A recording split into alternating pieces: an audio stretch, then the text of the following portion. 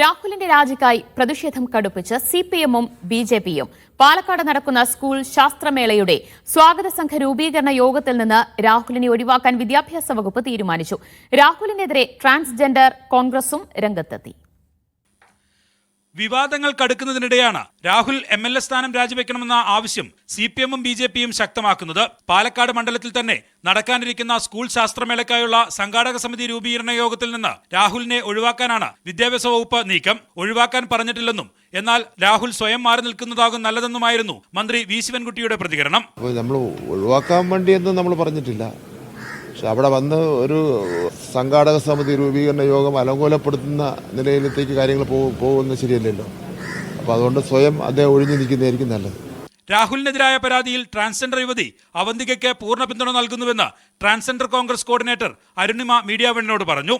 രാഹുലിന്റെ ഭാഗത്തുനിന്ന് തെറ്റുണ്ടെങ്കിൽ നമ്മൾക്കറിയില്ല. അത് രാഹുലിനെതിരെ തെളിഞ്ഞു കഴിഞ്ഞാൽ രാഹുലിനെതിരെ കേരളത്തിലെ ട്രാൻസ്ജെൻഡർ കോൺഗ്രസും ഇന്ത്യൻ നാഷണൽ കോൺഗ്രസും രാഹുലിനെതിരെ തന്നെ ഉണ്ടാവും. രാഹുൽ മാങ്കൂട്ടത്തിലിനെ സംരക്ഷിക്കുന്ന നിലപാടാണ് ഷാഫി പറമ്പിലിന്റേതെന്ന് ഡിവൈഎഫ്ഐ കുറ്റപ്പെടുത്തി.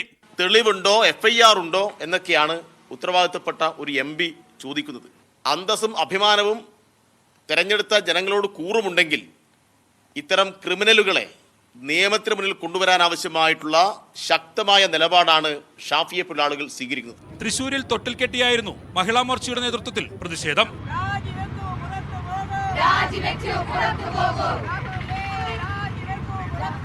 രാഹുലിന്റെ രാജിക്കായി കോൺഗ്രസിൽ സമ്മർദ്ദം ശക്തമാകുന്ന സാഹചര്യത്തിൽ പ്രതിഷേധം തുടർന്നും കടുപ്പിക്കാനാണ് CPM BJP തീരുമാനം. വിവിധ ബ്യൂറോകൾക്കൊപ്പം മീഡിയ 1 തിരുവനന്തപുരം.